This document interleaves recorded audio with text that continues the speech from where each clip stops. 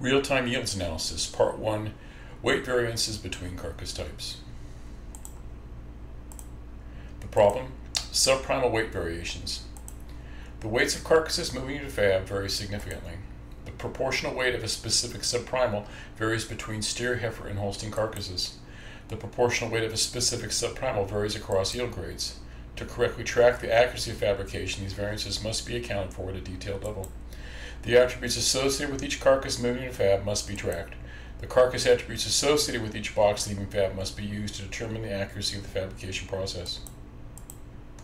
Percentage examples. Here's an example of weight variations by carcass type.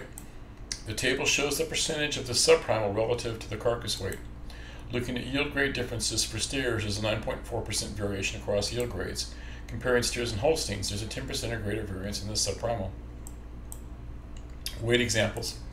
Here's an example of weight variations by carcass type for an 850-pound carcass. The table shows the weight of the subprimal for the various combinations of yield grade in steers, heifers, and Holsteins. Looking at yield grade differences for steers, there's a 2.6-pound weight variance across yield grades. Comparing steers and heifers, there's an average weight difference of 2 pounds. Value examples. Here's an example of value variations for an 850-pound carcass where this subprimal price is $4.50 a pound. The table shows the value of the subprimal for the various combinations of yield grade in steers, heifers, and Holsteins. Looking at yield grade differences for steers, there is a dollar variance across yield grades of $11.48. Comparing steers and heifers, there's an average value difference of $8 to $10. Potential error.